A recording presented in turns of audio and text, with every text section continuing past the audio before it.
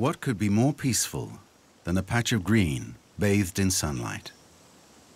Let's move closer to this orchard that's far from everything, somewhere in the Austrian Alps.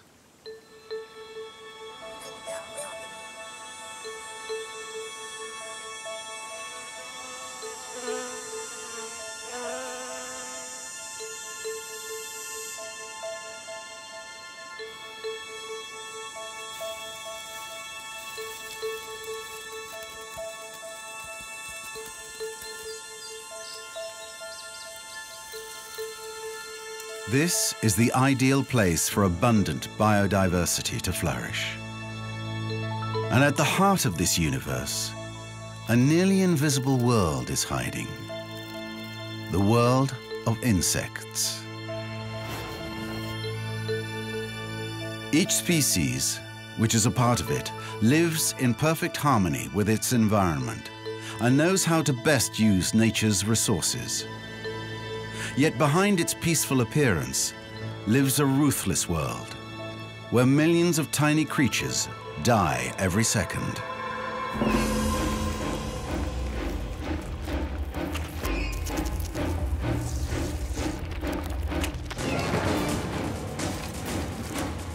Here, danger is ever present, and for every inhabitant, each day could be their last. Eat or be eaten. The rule is simple, and each creature is constantly fighting for its survival.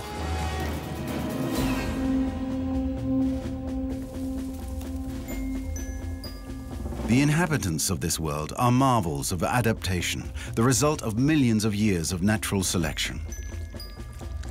Some species have developed survival skills and exceptional defense mechanisms.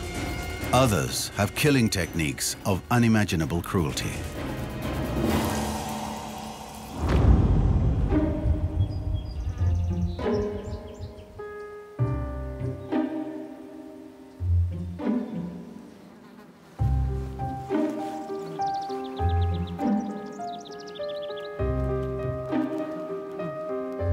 Here, survival is learned from the earliest moments.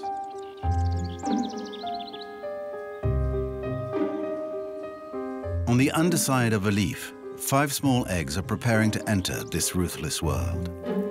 Their mother deposited them here 6 days ago. Defenseless, just hatching is a small miracle.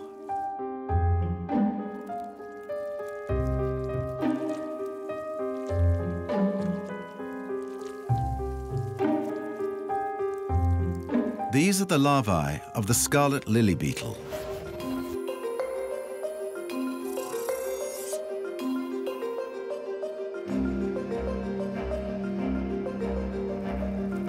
This insect has developed an unpleasant but effective defense mechanism.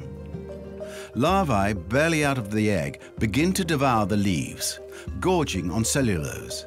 Little by little, they cover themselves with their own excrement.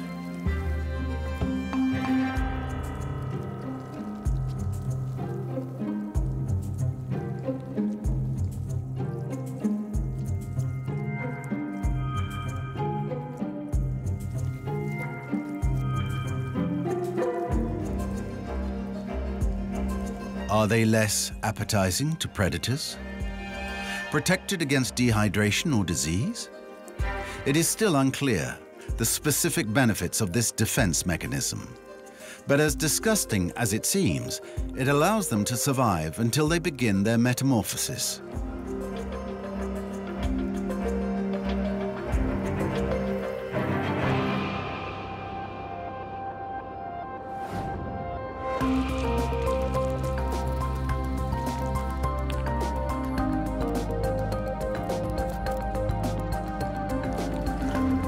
In the insect world, metamorphosis defines life's pace. A larva becomes a caterpillar. A caterpillar becomes an adult insect.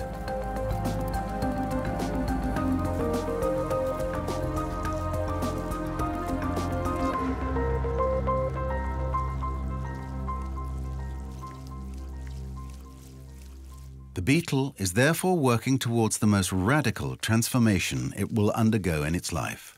For this, it burrows into the ground and creates a cocoon with saliva and soil.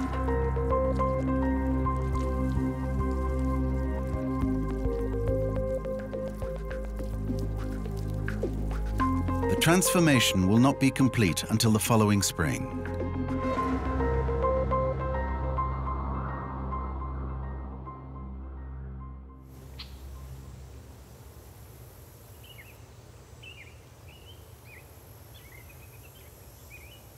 The rays of the springtime sun begin to warm the earth of our Austrian orchard. On these few acres, life is finally emerging from its winter slumber.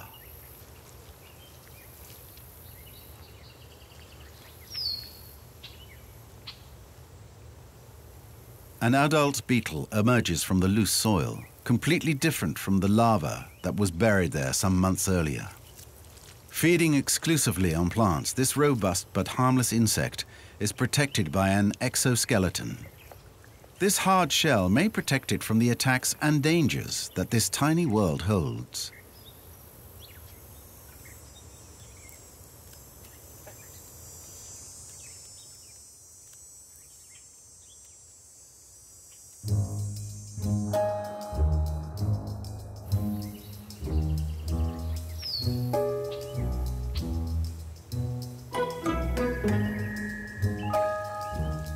Meanwhile, much higher up, in the branches of an apple tree, another insect is also having dinner. This is the apple blossom weevil.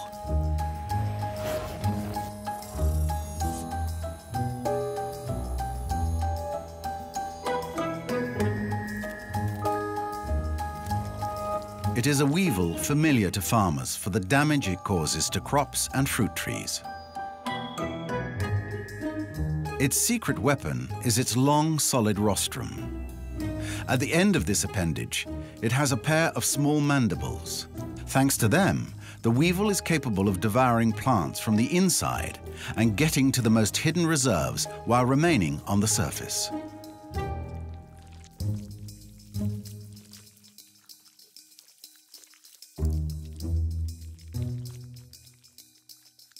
And unlike the scarlet lily beetle, which abandons its eggs outside on a leaf without any protection, the weevil is determined to offer the best chance of survival to its children.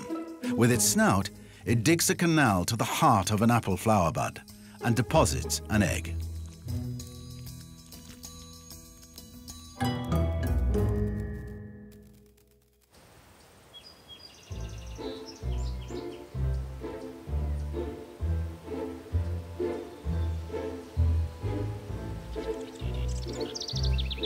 There, protected from the outside world, this little egg will hatch. The larvae of the weevil, squatters from the beginning, begin feeding on the delicate flesh of the flower bud.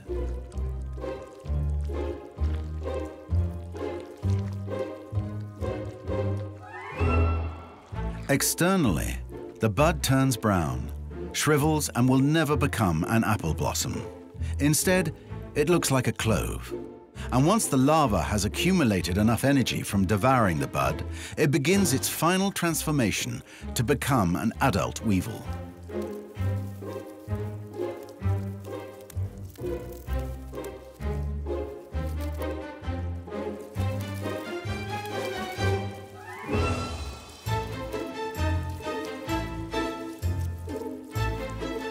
In this universe, living means causing death. There's no need to be a predator for that. Peaceful insects like the weevil or the beetle are able to devour plants or mutilate trees. And these are not the only species that feed on plants. Far from it.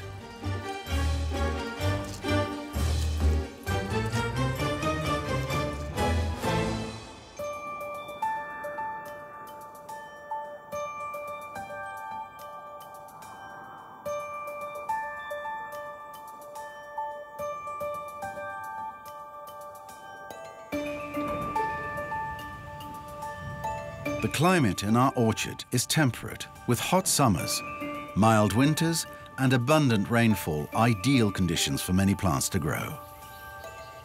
On a single acre of pasture, Grass, bushes, and fruit trees represent a mammoth amount of plant matter.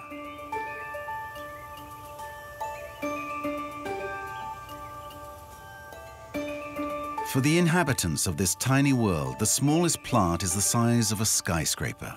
So, it's no surprise that nearly 1 million insect species are phytophagous, or plant-eating specialists.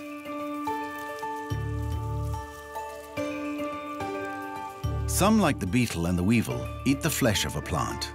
Others prefer to suck its very lifeblood.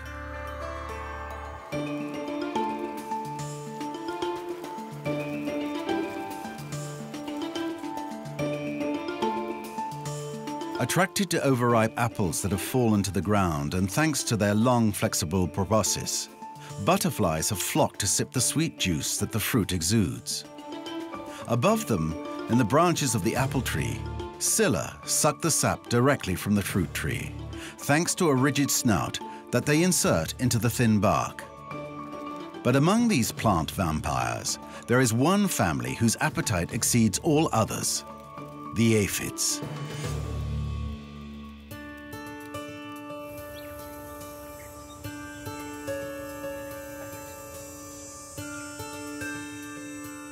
They are tiny, but numerous, and are able to infest an entire apple tree. A single apple leaf can be home to hundreds.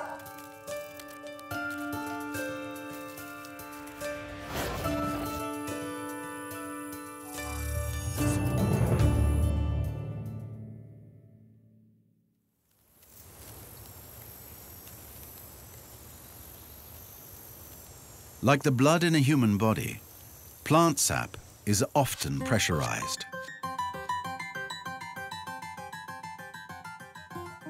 Aphids have a spike-shaped mouth that they insert directly into the plant.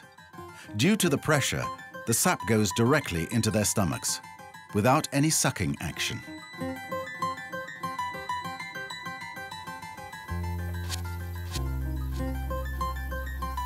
Aphids try to extract proteins from the sap that are vital for their growth. But the sap, mainly rich in sugar and water, contains very little of these proteins. Aphids are thus condemned to swallow a constant flow of liquid and dispose of the excess sugar at the same time. The insect is a permanent digestion machine. As it eats, a bead of the meal's residue forms on its anus.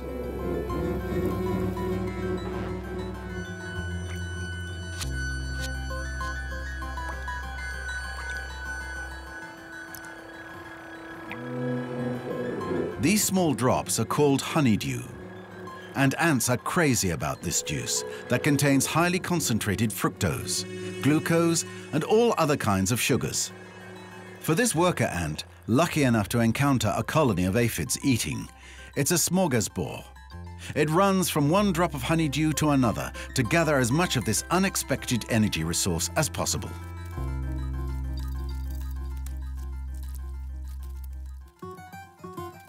The waste of one species is sometimes the delicacy of another.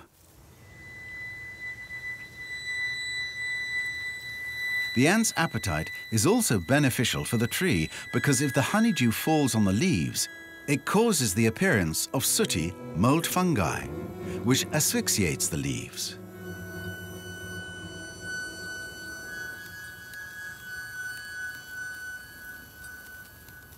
This is why farmers consider the aphid a pest. Its presence can be fatal to crops, especially because the aphid has a particularly effective reproduction method.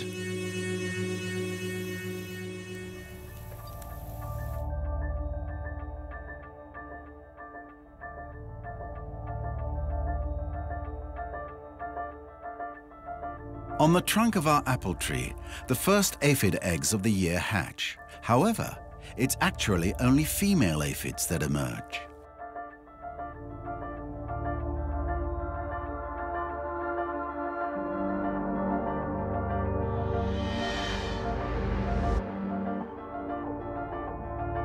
Here, they grow, molt to free themselves from their exoskeletons that have become too small, and are finally ready to reproduce.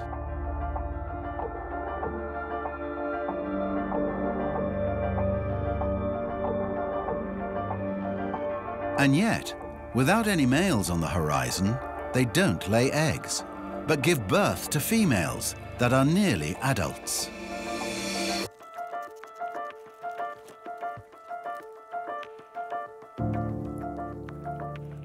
In fact, aphids practice parthenogenesis, reproduction without fertilization. Every female is a clone of her mother and can already give birth in turn.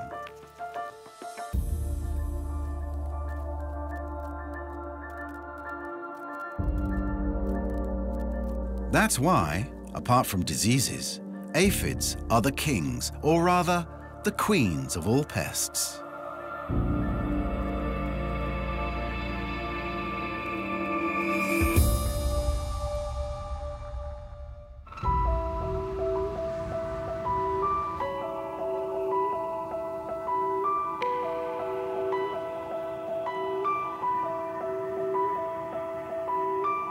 In the heart of these few acres, there are already the first ingredients for a miniature universe.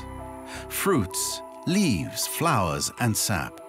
Plant-eating species that have evolved to adapt to their resources. Adopting highly specialized anatomical structures and sometimes seemingly odd behavior. In this Garden of Eden, nothing is as peaceful as it seems. Even the plants are able to defend themselves.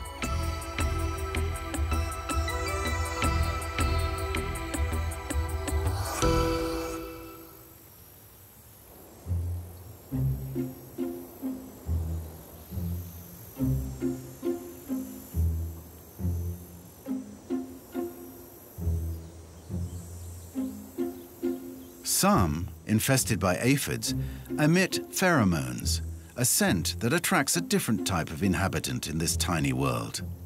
The entomophagous parasites, the insect eaters. There are many that feed on aphids.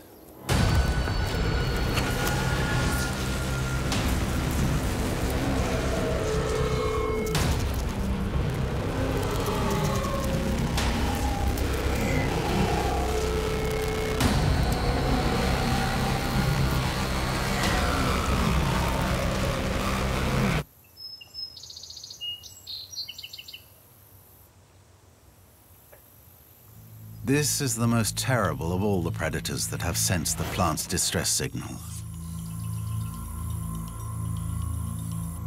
Innocent looking enough, the ladybug is actually a hungry beast. None can overcome an aphid colony like it can. Even its larvae savor this prey, served up on a silver platter.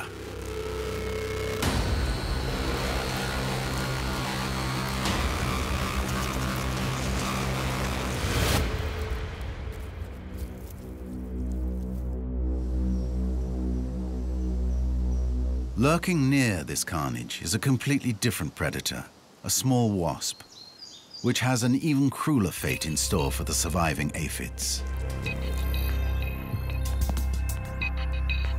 Here is Aphidius wasp, a parasitic wasp in the Ichneumon family.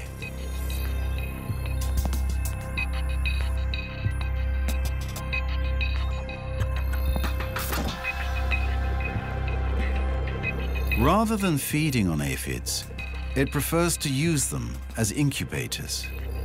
It stealthily approaches the aphid, waits for its prey to be distracted, turns its back. Then it deploys a long stinger through which it implants a single egg into the aphid's body. The aphid is then doomed. The egg becomes a larva in the very bowels of the aphid. Then, the larva spins a cocoon, and it is at this point that the aphid stops moving and finally dies.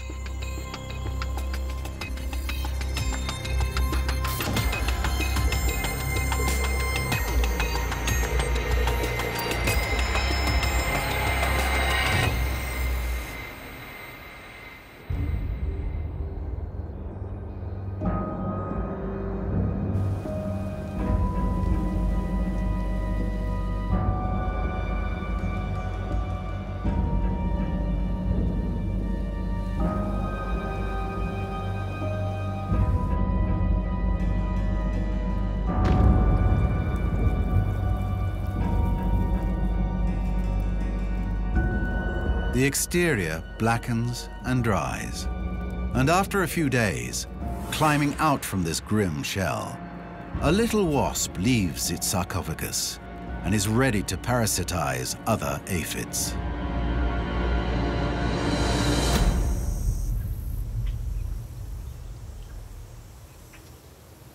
Aphids are excellent hosts, but a cousin of Aphidius, the species Cotizia glomerata, has pushed the art and horror of parasitic behavior to its highest level.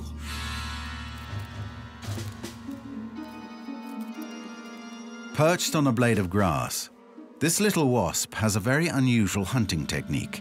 Its main weapon is patience.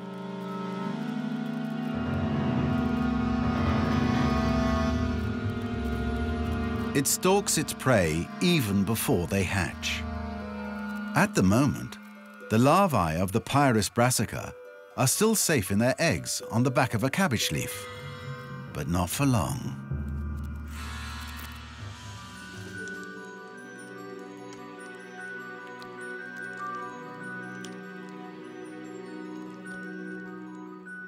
Before even worrying about this predator, the larvae are undertaking their first struggle for their lives. Thanks to their already powerful mandibles, they eat the thin wall of the egg. It only takes them a few minutes to get out of the tiny structure. Finally, here are the larvae of the butterfly, Pyrus brassica.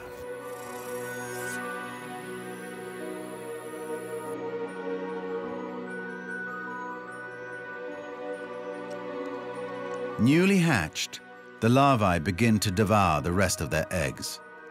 Then they start eating the leaf on which they were laid. With a voracious appetite, the Pyrus can destroy entire crops. But for now, the larvae are helpless, focused on their first meal. This is the moment our killer wasp was waiting for.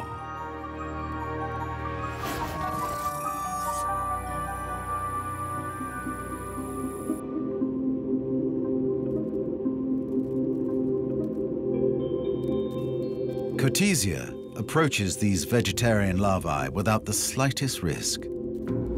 It takes the time to aim and pierces the soft flesh.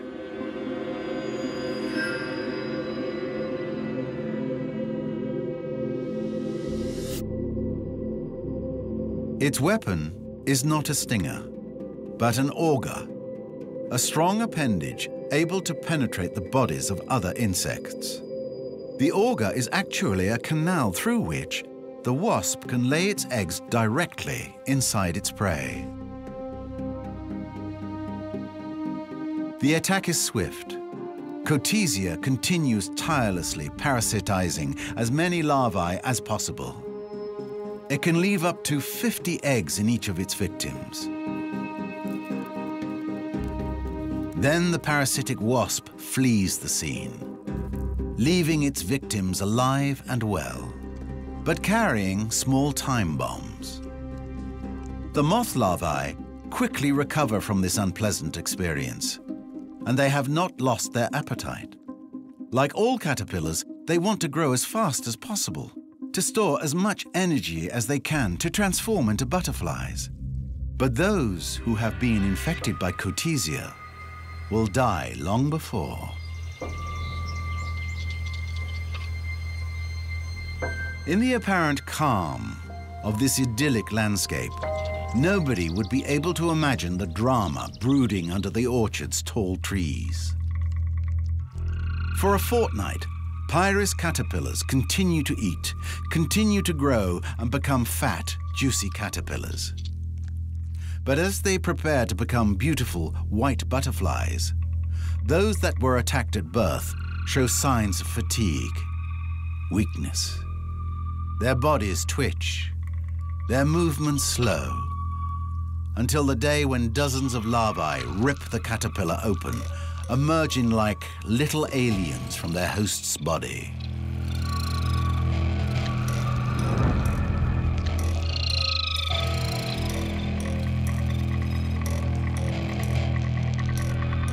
These are the larvae of the Cotizia glomerata wasp. which also grew during this fortnight. They fed on the caterpillar, gradually eating their host, while taking great pains to spare its vital organs. Just after the parasitic larvae arrive in the open, they begin spinning a cocoon without concern for the dying caterpillar.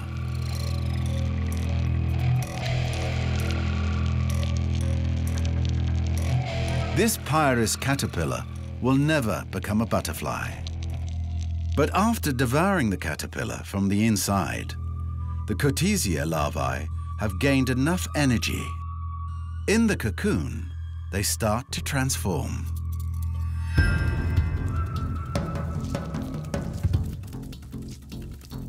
And after a week, the small larvae have changed radically.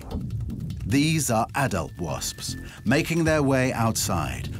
One by one, the siblings come out, ready to reproduce.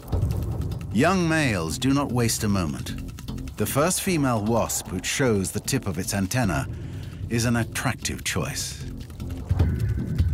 Attacked on all sides, she is quickly fertilized and can leave, like her mother before her, to look for butterfly larvae to carry her eggs. And the cycle begins again.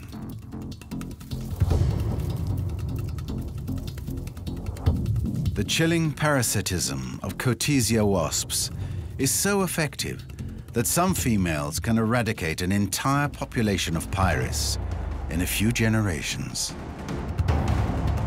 The reproductive method of these insects seems cruel, repulsive. But there is no cruelty in nature.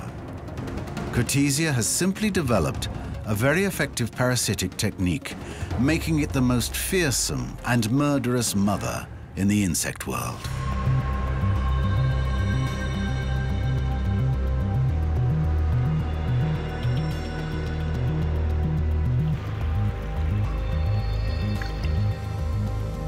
The balance of this invisible world has been built over millions of years. Harmful species like the aphid could not have proliferated unchecked, or there would be no plants today. Plants have evolved to defend themselves. Other insects have evolved to take advantage of this ubiquitous aphid, either for food or to hide their eggs. And aphids have continued to evolve to reproduce ever faster.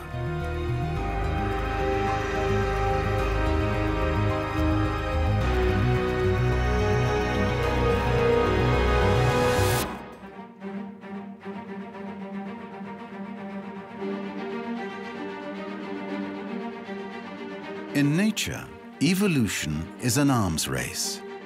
And it's not just the insects that are battling it out. On a nearby branch of the great phylogenetic tree of life, there is the class of arachnids, spiders, scorpions, and mites.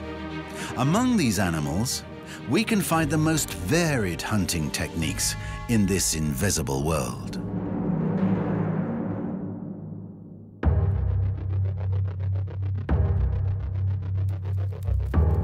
Although they are distant cousins, do not confuse insects and arachnids. Insects have a body divided in 3 parts: head, thorax, and abdomen. They also have 6 legs, antennae, mandibles, and often 2 pairs of wings. Arachnids' bodies have 2 parts. The head and thorax are fused into a cephalothorax. They have 8 legs, but have neither antennae nor wings. Their mandibles become venomous fangs called calithari, literally armed to the teeth. Arachnids are the natural-born predators in this invisible world. Especially with spiders, the art of hunting has been highly refined throughout their evolution. Some are camouflaged to surprise their prey, or they wait for the smallest movement and then jump on the first insect that has the misfortune to go within the reach of their calithari.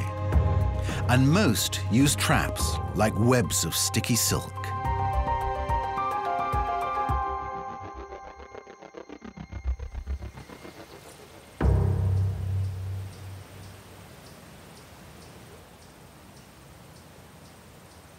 But some arachnids simply prefer to pursue their prey.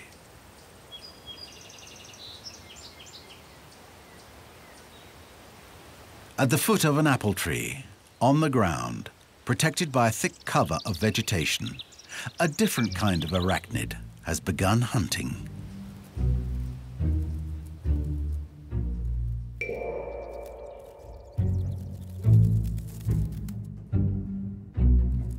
This strange animal looks like a scorpion, yet it has no tail or stinger. But its ferocity and appetite make it a formidable fighter.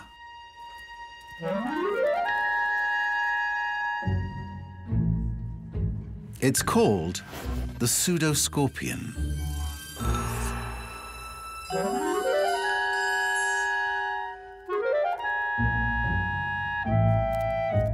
Quick as lightning, it attacks the smallest insect that crosses its path. Caught in the vice, the torture of its victim is just beginning.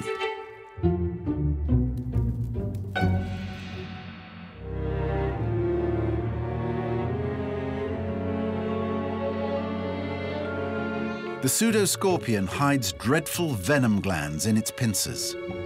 When its sharp extremities pierce the shell of the insect, it is immediately paralyzed.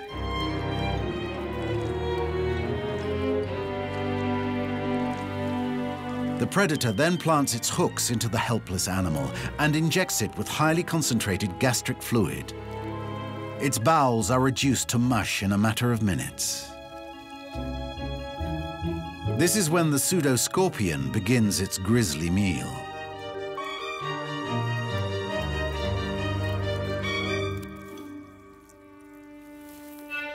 As if it were insect soup, it sucks its dying victim. The hunter is so voracious that it won't hesitate to jump on a second victim while still sipping on the first.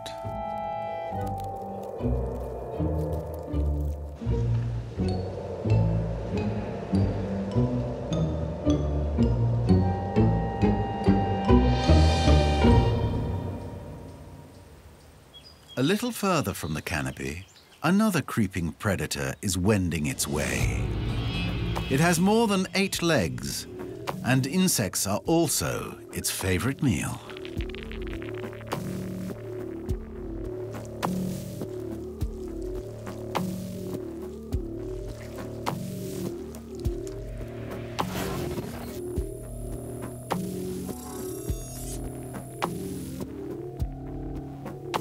Centipedes, like most millipedes, don't really have 1,000 legs, but they do have small pincers called forciples that can inject an extremely potent venom that is deadly to most insects.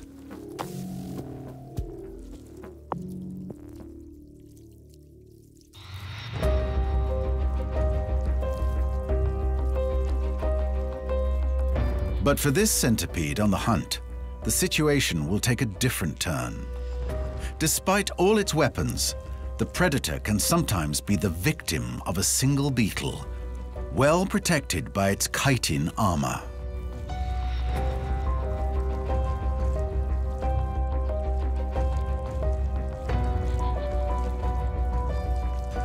It is the unchanging lesson of this tiny world. No one is safe. Even the most ferocious scorpions, even the most nimble spiders, or the most venomous centipedes can go from being the hunter to the hunted in an instant.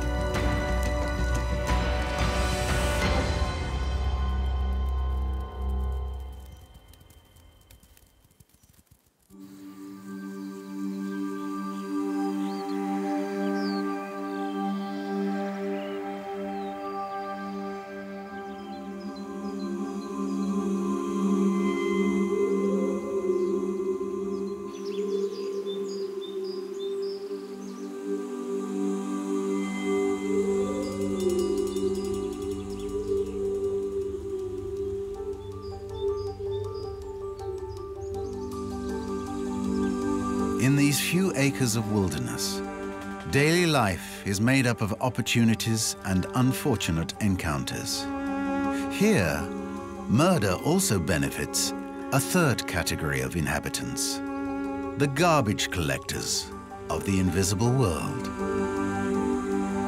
All of these plants, mostly devoured by plant-eating insects like aphids, all of the bodies of these insects, emptied by parasites or half-eaten by predators, represent a phenomenal amount of nourishment.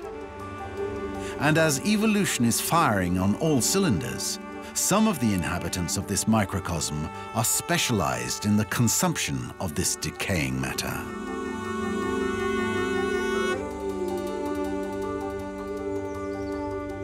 These tiny scavengers live mostly in the soil. At the foot of an apple tree, we see one of these scavengers making its way between the earthen blocks.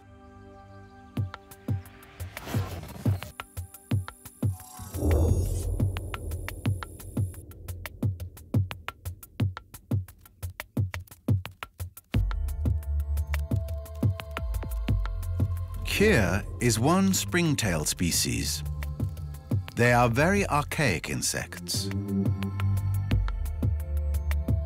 Omnivorous, Ceratophysalia feed on both animals and plant remains. But springtails must constantly be on the lookout for predators and be prepared to abandon their meal at any time.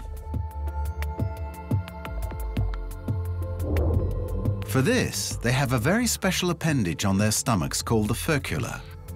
Like a little spring, the furcula can unwind and propel the animal into the air in milliseconds.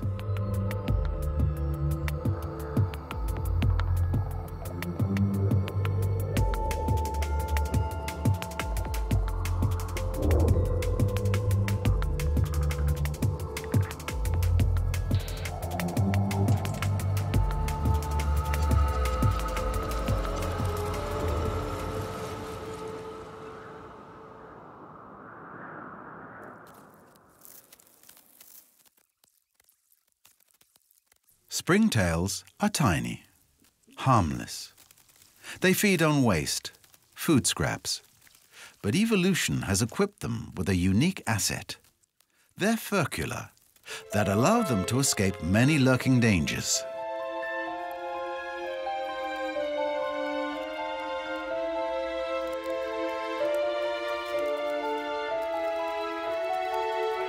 Being heavily armed is not enough to survive in this ruthless world. Sometimes, knowing when to flee has been enough for a species to survive throughout the ages.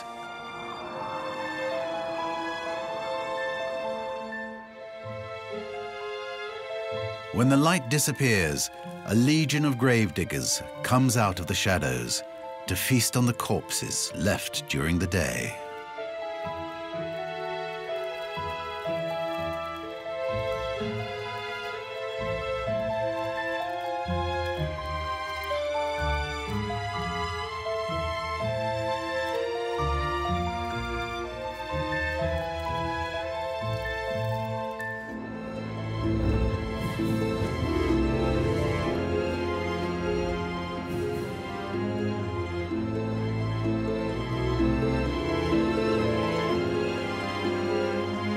And when the sun rises again, these nocturnal scavengers return to their lairs, and the orchard awakens.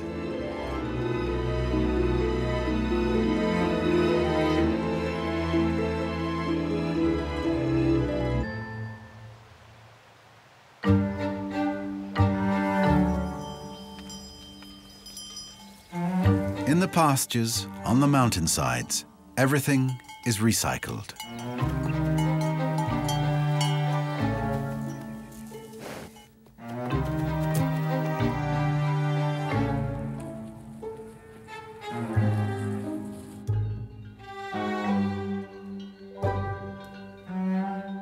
And cow dung is an entire ecosystem.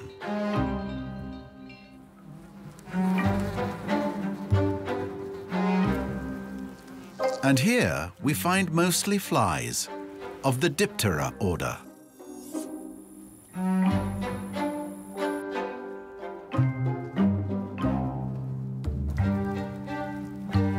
These species are coprophagous.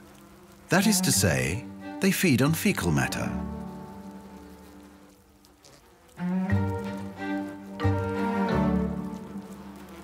And for these flies, cow dung is not only a large outdoor buffet, it is also the perfect place to copulate and then lay their eggs.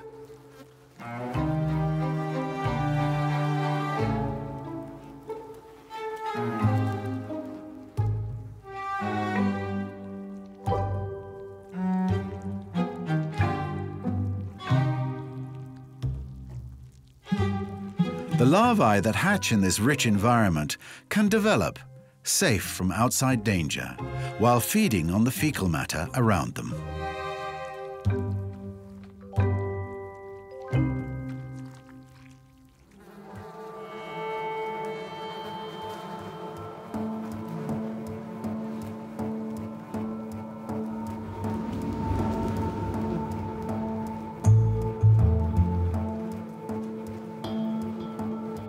When the larvae have eaten enough, they are ready to start their final transformation.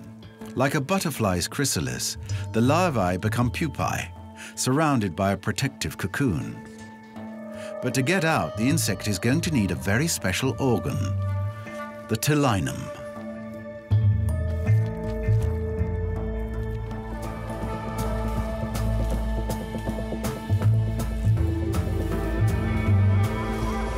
Located on its head between the eyes, the telinum fills with fluid to stretch and burst the cocoon, to finally give birth to an adult fly.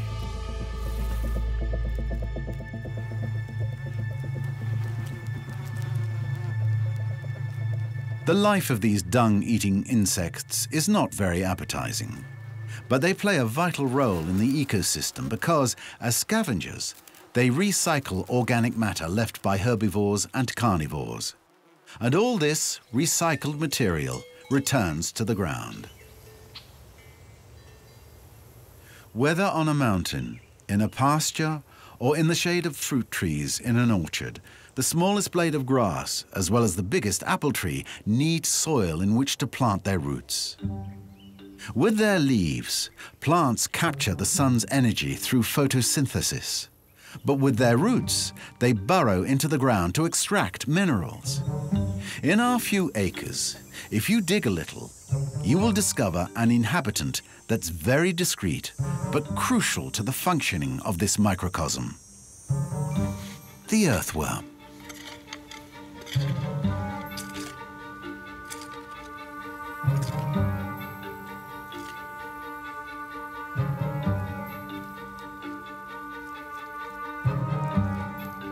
This familiar creature belongs to the Annelida phylum.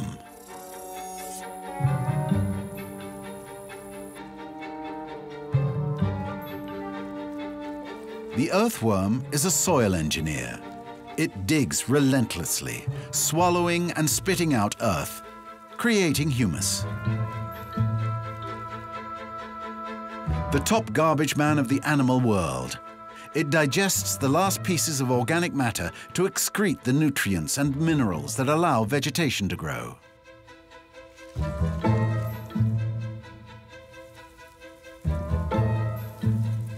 The earthworm has a surprising anatomical feature. It's a hermaphrodite, both male and female at the same time. As such, any two worms can always reproduce, regardless of their partner's sex. An ideal ability to perpetuate the species.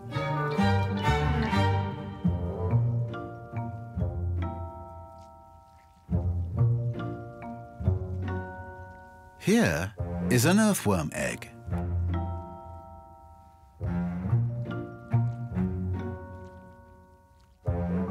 Safe inside, the embryo has slowly transformed.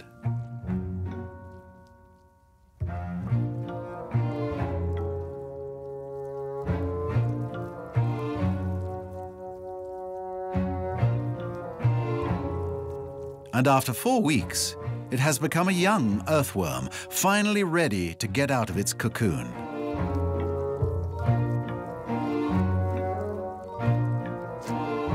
For now, it's only a few millimeters long, but within a year, it will become an adult, measuring over 30 centimeters long. Like its parents before it, and the millions of fellow creatures that inhabit our orchard, it will work the soil, giving plants the ingredients necessary for growth.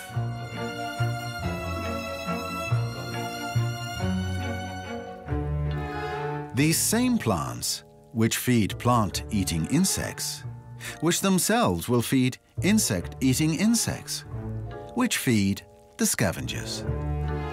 The circle of life goes full circle, and each species has struggled for millions of years to find its place within nature's cycle of life.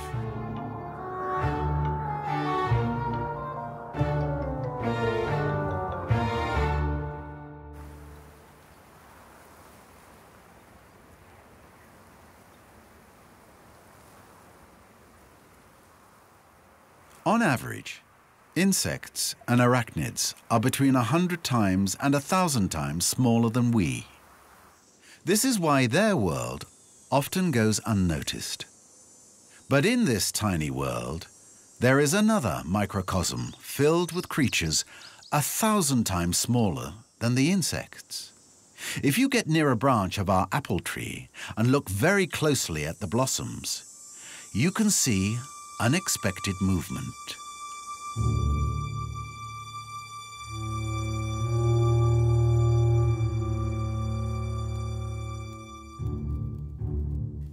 It is the invisible world inside the invisible world, the world of mites.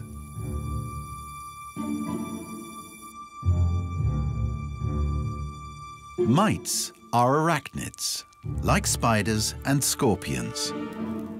But they alone form an entire universe with its own scavengers, herbivores, and predators.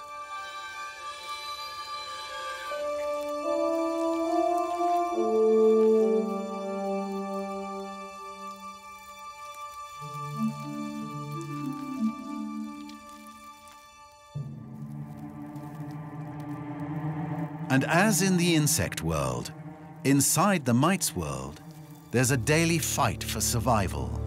Microscopic killings are no less ferocious than those of the giants around them.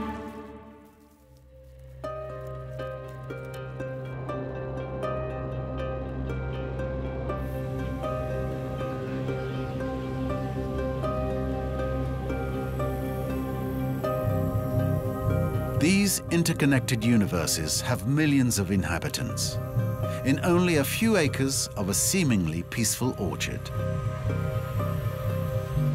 On the surface, nothing gives an indication of the relentless violence and the struggle for survival taking place behind each blade of grass, under every leaf.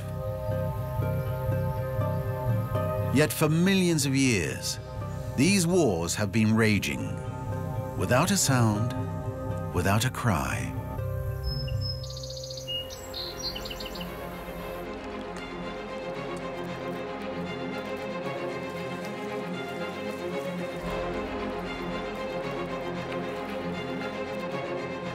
The species that have survived until today have paid a heavy price to evolution.